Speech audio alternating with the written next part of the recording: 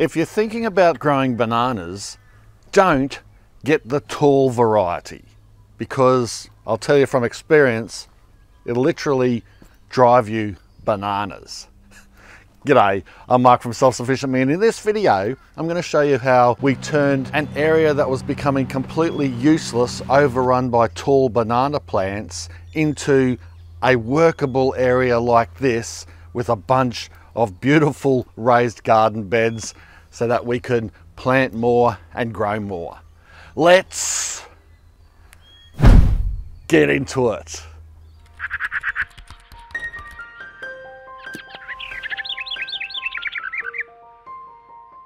You know, 10 years ago, it didn't worry me so much because I was a little bit more agile than I am now.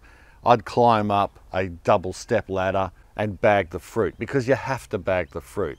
I mean, we love bananas. It's one of our most popular fruits in the world, isn't it? They taste fantastic, and everything else wants to eat them too. We've got flying mammals here called flying foxes, and we've got possums and birds, and all of them love chewing on ripe bananas, even green ones. So you have to bag the fruit, otherwise you'll get none. And in the end, the biggest problem for me was actually getting up the ladders and bagging the fruit. I found that it was too much of a chore. It was too dangerous, and I'd had enough of it. And all that was happening was the banana plants were growing like crazy, attracting all the wildlife, which I don't mind so much, but they weren't adding value to our food garden. I mean, I guess you could probably employ someone or get someone younger to climb up the trees and do all that stuff if you're retired and, I don't know, got plenty of money. But I did try that. And unfortunately I had to fire the young fella because, well, he kept on throwing the bent bananas away. But thankfully, we don't have to go without growing bananas or eating bananas grown in our own backyard because of banana technology in this last decade. I'm not talking about our economy or Australia being a banana republic. I'm talking about the way that you can grow dwarf bananas now, and not just dwarf varieties that don't grow near as high as those tall ones, but also super dwarfs that only grow about 6 foot high. Now I'm looking forward to testing them out. I've got 2 plants. I've already turned 2 into 3 and I'm growing them in containers. I'm yet to get any fruit off them, but I'll tell you what, when I do, I'll be bringing you that video. That'll be cute as. The point is, growing dwarf or smaller varieties of bananas are not only good for smaller spaces, backyards, or even now container gardens, they are also so much easier to handle and safer. And of course, easier to protect from pests, animals, and to a large extent disease, because a lot of these varieties aren't as disease susceptible as other commercial varieties can be. Stop moving around, I'm getting dizzy. Anyway, to clear this area, I thought about doing it on my own, but it was going to take me blooming weeks, and I just didn't have the energy at this point in time, so I decided to get a digger operator in, Matty, and he done a fantastic job not only leveling this out, but he actually dug out all the roots as well so that you wouldn't have banana plants growing back up through the raised beds, and they will do it. If you keep cutting them back, they eventually die. But the last thing I wanted was all the banana plants continually reshooting. It's just extra work that I didn't need. The raised beds, it's pretty interesting actually, because one of them is a test bed from Birdies. Now Birdies, it's not a sponsor, this isn't a sponsored video, but you should know that I am affiliatized with them, meaning that, you know, if you use my code down in the description below, you'll get a discount, and I also get a small kickback, so you should know that. But all these beds are Birdies. This one here is a designer range Birdies bed. It's got the square back and the metal posts, so it's a little bit sort of more upmarket, I guess. And then these ones here have to be one of my favorite, are just the round ones. They're about 1 meter across or 3 feet across, 70 or so centimeters high, and I just love them because you can grow so much in such a small space. They are so strong, they're just easy to work with, easy to walk around, easy to weed, and I don't know, for some reason I just like the look of them as well. And on my left here, I've got an oblong birdie's bed with the rounded corners, excellent size for even a small courtyard. And then you can see this big long one here.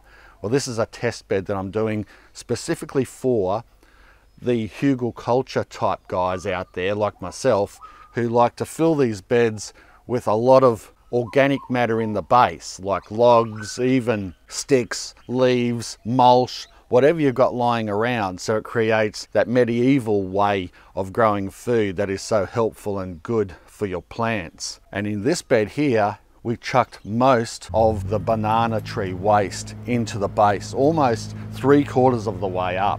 That was quite a task because the banana trees and the stumps particularly were pretty heavy.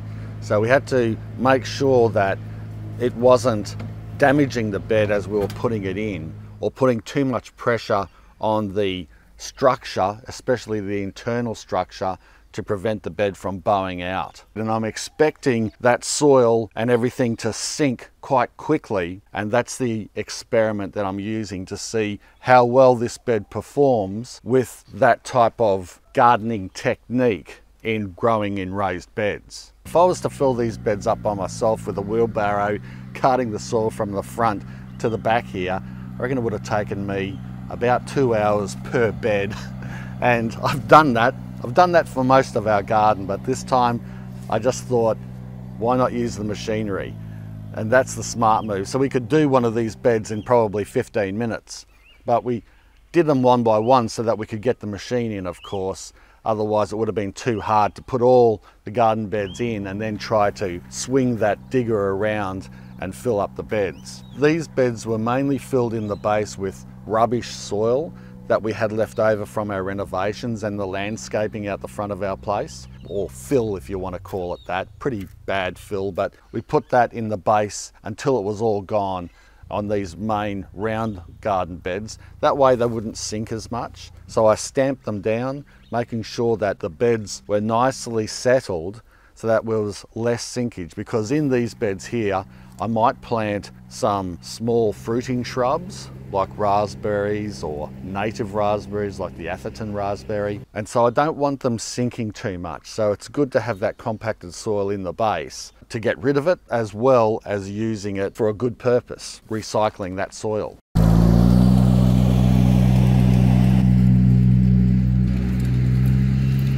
You'll notice that when we filled it with the fill soil in the base, 2 bucket loads, just to fill it about halfway up, I stamped it down. I got in the bed and I stamped it down because I want to limit the sinkage.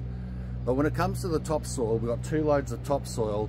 You can see that first load I pushed down with my hands. I just want to compact it a little bit, but not too much, because you don't want the plants to be suffocated. You want nice loose topsoil for veggie gardening and fruit trees, and at least initially, and that way you get those veggies growing their roots down nice and easy.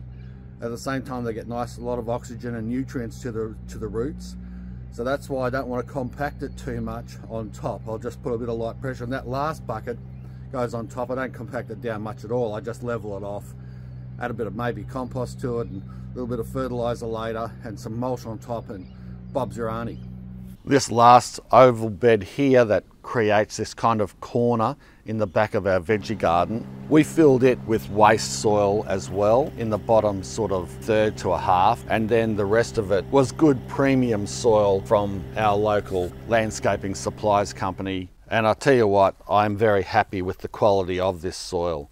It's got an excellent mixture of organic and non-organic, and from experience it's fantastic to grow in. And then finally, this designer bed here, I also wanted to finish off the banana waste in here, and then we topped again with the premium soil mix. And the leftover banana waste, well, I threw it in our first compost bay here.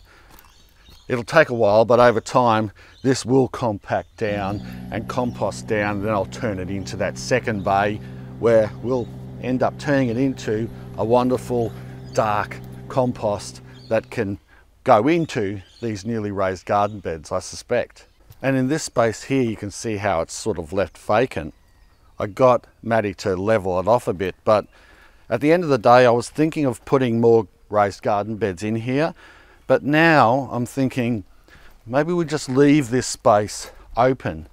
I quite like it. Just an open area. I don't know, I can grab extra garden waste and put it here if I need to, or put some potted plants here if I need to, like as a temporary thing. Or I might even build a small little hothouse or greenhouse or a netted covered area. Who knows? Whatever, I just think I might just leave it vacant for now and see how it goes. It's just a good access area on the way to the compost base, even just for that. Well, I hope you enjoyed this video. If you did, make sure you give it a big bent banana thumbs up and share it around, because that really helps my channel out heaps. And also subscribe if you haven't already. If you're lurking around and you're watching these videos and you're not subscribing, subscribe, hit that bell and get notifications, and that way you'll see all of my content. And just remember, if you're going to get bananas, don't get the big ones unless you're young and fit and really love climbing banana plants. Thanks a lot for watching. Bye for now. Cheers.